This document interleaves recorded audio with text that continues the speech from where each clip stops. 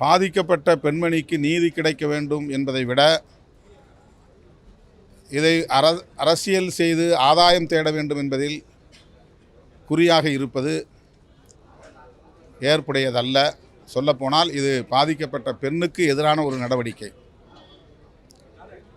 எதிர்க்கட்சிகள், அதிமுக உள்ளிட்ட சில எதிர்க்கட்சிகள் இதனை தங்களின் ஆதாய நோக்கிலே கையாளுவது வருத்தம் அளிக்கிறது, அதிர்ச்சி அளிக்கிறது. அண்ணா பல்கலைக்கழக மாணவி விவகாரத்தில் உடனடியாக குற்றம் சாட்டப்பட்ட ஒருவர் கைது செய்யப்பட்டிருக்கிறார். அவர் தற்போது குண்டர் தடுப்பு காவலிலும் சிறைப்படுத்தப்பட்டிருக்கிறார். இந்த நிலையில் புலன் விசாரணையை நடத்துவதற்கென்று உயர்நீதிமன்றமும் சிறப்பு புலனாய்வு குழுவை அமைத்திருக்கிறது. இனிமேல் இந்த கேள்வியை எழுப்பக்கூடியவர்கள் சிறப்பு புலனாய்வு குழுவிடம் நேரடியாகவே எழுப்பலாம் அல்லது நீதிமன்றத்திடமே கோரலாம். தமிழ்நாடு அரசின் மீது அல்லது தமிழ்நாடு காவல்துறையின் மீது திரும்ப திரும்ப குற்றம் சுமத்துவது என்பது அந்த பெண்ணுக்கான நீதி கோரும் குரலாக இல்லாமல் தங்களின் ஆதாயத்திற்கான அரசியலாகத்தான் செய்கிறார்கள் என்பதை நாட்டு மக்கள் புரிந்து கொள்வார்கள்.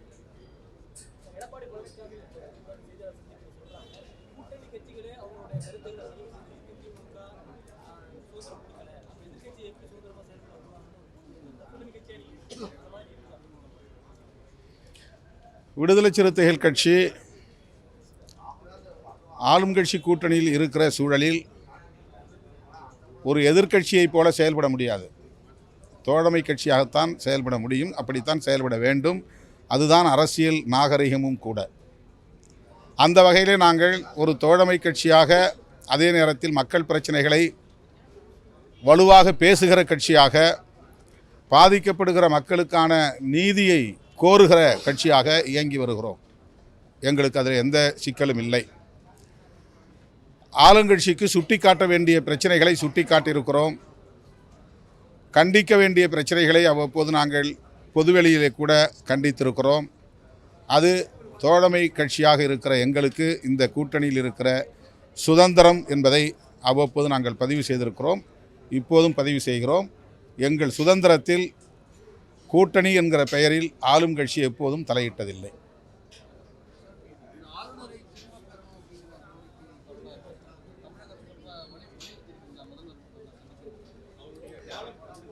இல்லை, இந்த ஆளுநர், குறிப்பாக இந்த ஆளுநர் திரும்ப பெறப்பட வேண்டும். ஆளுநரே தேவையில்லை என்பது எங்களுடைய நிலைப்பாடு, அது வேறு. ஆனால் இந்த ஆளுநர் எப்போதுமே பரபரப்பு அரசியலை செய்யக்கூடியவராக இருக்கிறார். அந்த பொறுப்புக்கு உரிய ஆளுமையாக இல்லை. அந்த பொறுப்புக்குரிய அழகை அவர் காப்பாற்றவில்லை. அவர் ஒரு சராசரி அரசியல்வாதியைப் போல தொடர்ந்து செயல்படுவது அதிர்ச்சி அளிக்கிறது, வருத்தம் அளிக்கிறது. உங்களுக்கு தெரியாததா?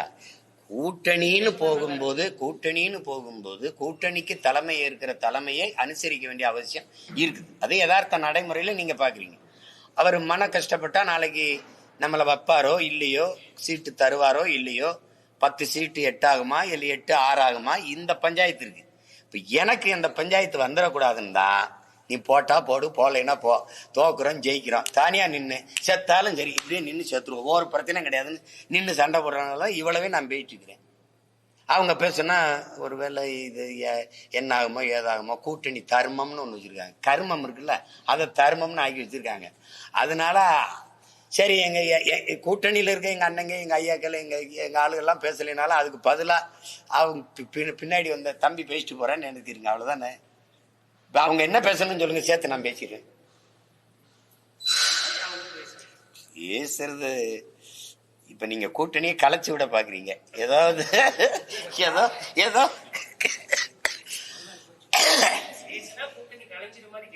உறுதியாக கலை. இதுல என்ன கேள்வியை கேட்கிறீங்க? உறுதியா கலை.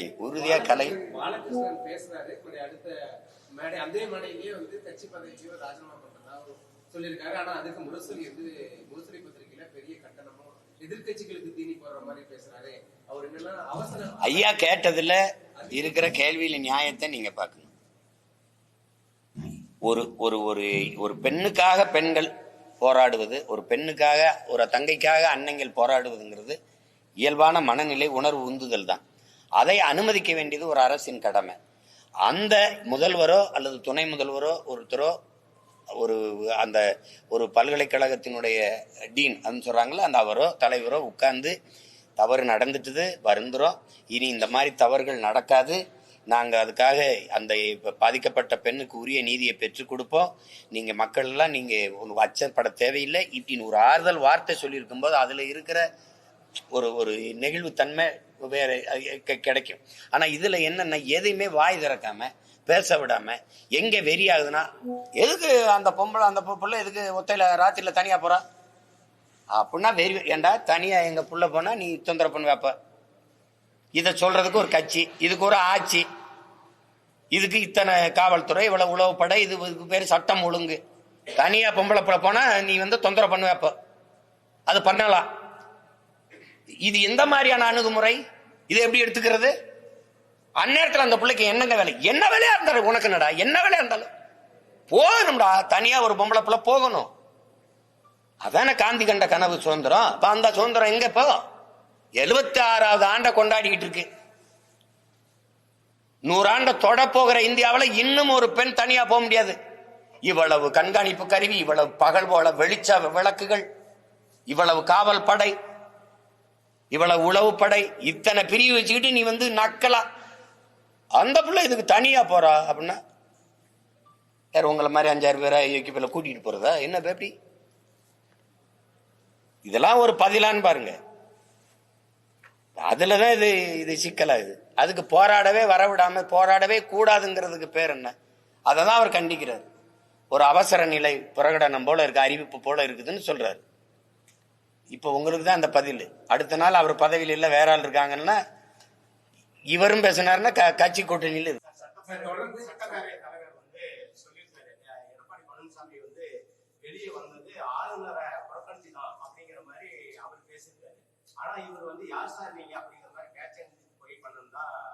யார் சார்? இல்ல அந்த சார் யாரு? யார் அந்த சார்? இந்த சண்டையை விட்டுலாம். இது இப்ப நம்ம கேட்கிறோம்ல, இப்ப நீங்க பொள்ளாச்சியில உங்க ஆட்சி காலத்துல நடந்ததுக்கு நீங்க நடவடிக்கைங்களான்னு அவங்க கேட்கிறாங்க. இது நடவடிக்கை தானே. இப்ப 2 பேருக்கு நடவடிக்கை எடுக்கணும்னா வேற ஒரு கட்சி ஆட்சிக்கு வரணும். அதுக்கு தான் இப்ப நாங்க வேலை செஞ்சுக்கிட்டு இருக்கோம். அதனால கொஞ்சம் பொறுங்க, இதை போய் பேச்சு வேண்டியது.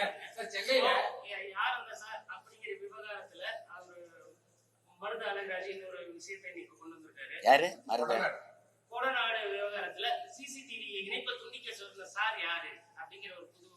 அதுதான் இது வரும். இது இப்ப சீரியல் பாக்குறவங்களுக்கு, பார்க்காதவங்களுக்கு இது ஒரு பொழுதுபோக்கு, சீரியல் பாக்குறவங்களுக்கு வேற. இது ஒரு பொழுதுபோக்குன்னு நினைச்சுக்கிற வேண்டியதான். நீங்க வேற என்ன சொல்றது சொல்லுங்க. மாறி மாறி இவங்க ஒருத்தர் குறை சொல்லிட்டு இருப்பாங்க. அதனால ஒருவரை ஒருவர் நேர்மையாக விரல் நீட்டி சுட்டி காட்டுவதற்கு, குற்றங்களை தவறுகளை சுட்டி உணர்த்துவதற்கு ஒருவருக்கு ஒருவர் தகுதி வச்சுக்கல. இந்த அரசுகள் ஆட்சிகள், நீங்க எட்வர்டு ஸ்னோடன் சொன்னதுதான் திருப்பி நான் சொல்றேன். குற்றங்குறைகளை எடுத்து கூறுகிற போது, தவறுகளை எடுத்து அறைகூவல் அதை எடுத்து வெளிக்கொணரும் போது, அதை ஆட்சியாளர்கள் குற்றமாக கருதினால் உன் நாட்டை ஒரு குற்றவாளிகள் ஆட்சி செய்கிறார்கள் என்று பொருளுங்கிறான்.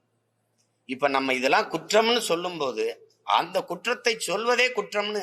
இப்ப நீங்க அண்ணா பல்கலைக்கழகத்துக்கு நடந்து போராடும் போது எங்களை போராடவே விடல, இறங்கும் போதே தூக்கிட்டாங்க. என்னைய விடுங்க, அம்மா சௌமியா அன்புமணி, குஷ்பு அவங்க தலைமையில நடந்த அந்த பாரதிய ஜனதா மகளிர் என்னையாவது கொண்டே ஒரு மண்டபத்திலே தான் அடைச்சாங்க. அவங்கள ஆட்டு தொட்டில அடைச்சு விட்டுட்டாங்க. இப்ப அதே மாதிரி உங்களுக்கு தெரியும், அம்மா சௌமியா அன்புமணிலாம் ஒரு பெண் காவலர் தரத்தன்னு இழுத்து வாங்கன்னா வருவாங்க. அவங்க யாரும் இங்க ஒண்ணு அவ்வளவு அநாகரிகமான ஆட்கள் ஒண்ணும் இல்லையா? நாங்க இது புதுசா ஒண்ணும் இந்த களத்துல போராட்டத்துக்கு நாங்க வந்தவங்க இல்ல ஒன்னும். நீ எங்களை இறங்கி களத்துல நின்று எதுக்காக போராடணும் கூட பேச விடாம தடுக்க வேண்டிய அவசியம் என்ன?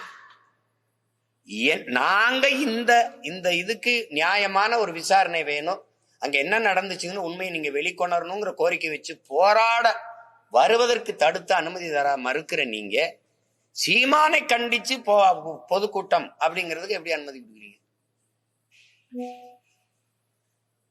என்ன எது கண்டிச்ச கூட்டம் போடுறீங்க நீங்க? அந்த கூட்டத்துக்கு மட்டும் ஒரு வாரத்துக்கு முன்னாடி அனுமதி தெரு சீமானை கண்டிச்சு பொதுக்கூட்டம், சீமானை கண்டிச்சு பொதுக்கூட்டம்.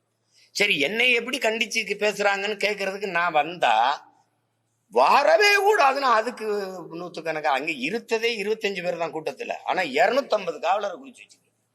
எனக்கு ஒரு ஆர்வம் இருக்கல, சரி எப்படித்தான் நம்மளை கண்டிச்சு பேசுறாங்கன்னு பார்க்கணும்ட்டு நான் உண்மையிலே பேரார்வமா கிளம்பிட்டேன். அப்ப இது இது எப்படி எப்படி இருக்கு ஒரு நாடா இருக்கு இது? போய் தொடர்ந்து போராடுறதுக்கும் அனுமதி இல்ல. குறிப்பா சென்னையில முதலமைச்சர் பங்கேற்ற நிகழ்ச்சியில கருப்பு அந்த பெண்கள் கருப்பு ஷால் கூட போட்டுறதுதான் காவல்துறை. அப்ப இப்ப அண்ணன் உங்ககிட்ட ஒண்ணு கேக்குறேன். எனக்கு கோபமா இருக்கு, உங்களுக்கு இருக்கா? இருக்குல்ல, அந்த கோபத்தை பத்திரமா வச்சுக்கிறீங்க, அணைய விட்டுறாதீங்க. இப்ப நான் என்ன கேக்குறேன், போராடுறதுக்கு அனுமதி இல்லை. எங்களுடைய தலைவர் சொன்னதுதான், பிரிட்டிஷ்காரர்கள் நம்மளை அடக்கி அடிமையா ஆண்டார்கள், ஆனால் சுதந்திரத்துக்காக போராடுகிற உரிமையவாது அவர்கள் தந்தார்கள். அந்த குறைந்தபட்ச ஜனநாயகமாவது அவர்கள்ட்ட இருந்தது. ஆனா விடுதலை பெற்ற நாட்டில் அந்த உரிமையும் நமக்கு கிடைக்கல.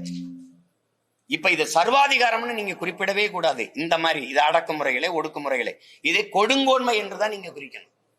ஆனால் நீங்க இந்த ஆட்சியாளர்கள் பேசுவதெல்லாம் நாங்கள் கருத்து சுதந்திரத்திற்கு ஆதரவானவர்கள், எழுத்து சுதந்திரத்துக்கு ஆதரவானவர்கள், பேச்சு சுதந்திரத்திற்கு ஆதரவானவர்கள், நாங்கள் முழுக்க முழுக்க ஒரு ஜனநாயகவாதிகள், இப்படி பேசுறத நீங்க கேட்டிருப்பீங்க.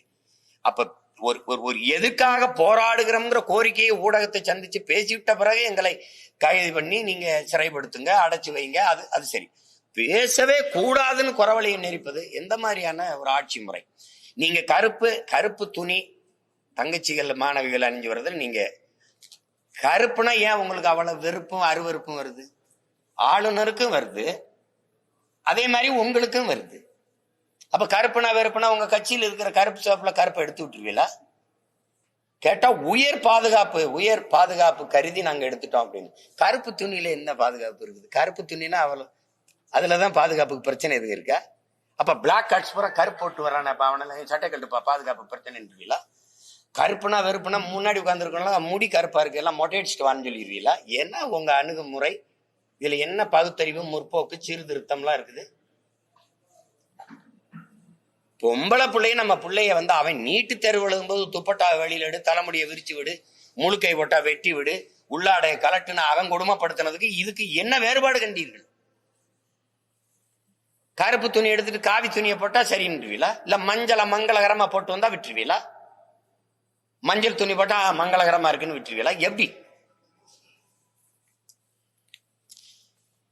இதெல்லாம் அண்ணனை பேச விட்டுட்டே நீங்க வேடிக்கை, நீங்க தான் பேசணும். அதுக்குதான் இவ்வளவு ஊடக வச்சிருக்கீங்க.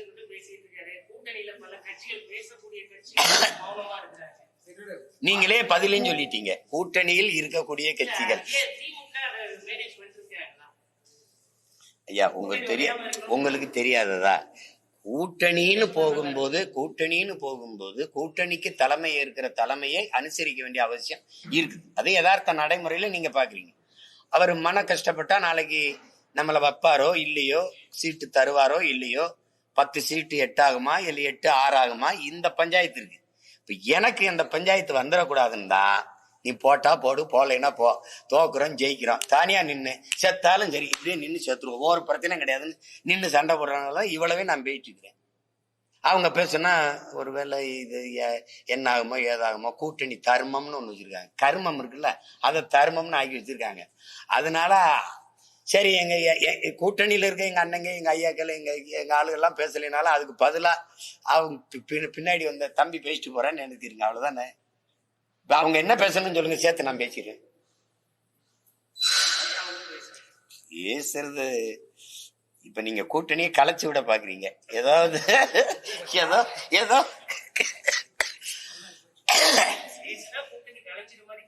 உறுதியா கலை. இதுல என்ன கேள்வியை கேட்கிறீங்க? உறுதியா கலை.